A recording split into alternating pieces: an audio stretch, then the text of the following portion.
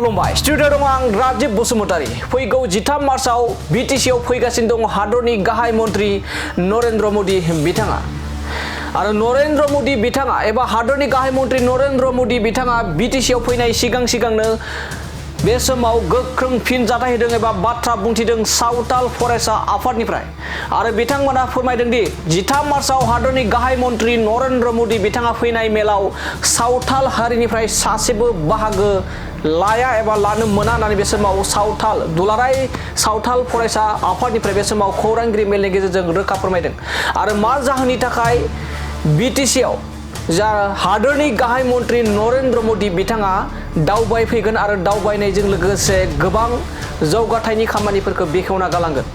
बे मेलाव सावताल हारिनिफ्राय बिटिसिनि सासेबो सावताल हारिनिफ्राय बाहागो लाया आरो लानो नाङा होननानै खावलायदों दुलाराय सावताल फरायसा आफादनिफ्राय बेनि गुबै जाहोनानो जाहैबाय एसटि होगोन होननानै थांनाय 10 बोसोरनि सिगांनो जेब्ला हादरनि गाहाय मन्त्रि नरेन्द्र मदि बिथाङा रायजोआव दावबायफैदोंमोन अब्ला बिथाङा फोरमायदोंमोन दि सावताल हारिफोरनो एसटि होनायनि लोगोसे मोनद' हारिफोरनो एसटि होनायनि बाथ्रा फोरमायदोंमोन एबा सरकार दानायनि 6 दाननि उनावनो एसटि होगोन होननानै बाथ्रा बुंना गालांनायखौ मावफुङैनि थाखायनो फैबाय थानाय जा 13 मार्चआव बिटिसिआव नरेन्द्र मदि बिथाङा दावबायफैगोन बे दावबायनायाव बाहागो लाया होननानै बे समाव अजद दैखांनानै बाथ्रा बुंनायखौ बे समाव नुना मोननाय जादों। तो 2014 सनत नरेन्द्र मोदी डांगरियाय 6 माहर जनजातिकৰণৰ গ্যাৰাণ্টি লৈ सरकार गठन কৰিছিল কিন্তু 6 মাহ অতিক্ৰম কৰাৰ পিছত 6 বছৰ আজি 10 বছৰ অতিক্ৰম কৰিলে তথাপি জনজাতিকৰণ বিষয়টো আজি নৰেন্দ্ৰ মুখৰ পৰা নোলাল আমি শুনিবলৈ পাইছোঁ অহা 13 তাৰিখে বিটিচিত কোকৰাঝাৰত তেওঁ আহি আছে অসম ভ্ৰমণত আমি নৰেন্দ্ৰ মোদী ডাঙৰীয়াক আহ্বান জনাম আপোনাৰ যি 6 মাহৰ জনজাতিকৰণ কৰাৰ কথা আছিলে আমাক প্ৰদান কৰিব লাগে আৰু এই আপুনি 13 তাৰিখে আছে 13 তাৰিখে আমাক জনজাতিকৰণ প্ৰদান কৰিব লাগে অন্যথা সাঁওতাল জনগোষ্ঠীয়ে নৰেন্দ্ৰ মোদীৰ সভা আৰু মুখ্যমন্ত্ৰীৰ সভা বৰ্জন কৰিব এটো কাৰণে বৰ্জন কৰিব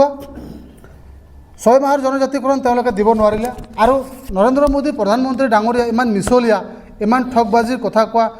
প্ৰধানমন্ত্ৰী আৰু মুখ্যমন্ত্ৰীৰ একেই নৰেন্দ্ৰ মোদীৰ দৰে যি ধৰণে মিছা কথা কৈছে গতিকে ইয়াৰ প্ৰতিবাদত সাঁওতাল জনগোষ্ঠীয়ে অহা 13 তাৰিখৰ জনসভাৰ নৰেন্দ্ৰ মোদীৰ জনসভা বৰ্জন কৰিব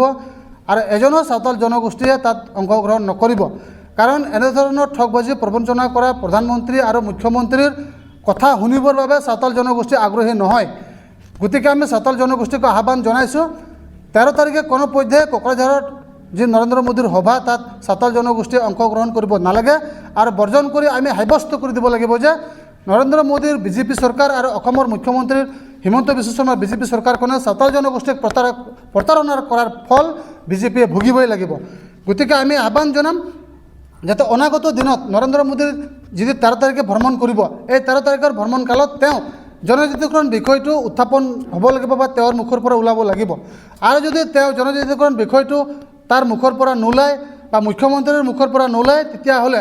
অনাগত দিনত নিৰ্বাচনী প্ৰচাৰকেই হওক বা চৰকাৰী অনুষ্ঠানতেই হওক নৰেন্দ্ৰ মোদী ডাঙৰীয়া আহিলে অসমত আমি তেওঁক কলা পতাকাৰ যোগেদি আমি তেওঁক প্ৰতিবাদ সাব্যস্ত কৰিম বা অসমৰ মুখ্যমন্ত্ৰীও সাঁওতাল জনগোষ্ঠীৰ কলা পতাকাৰ প্ৰতিবাদীৰ সন্মুখীন হ'ব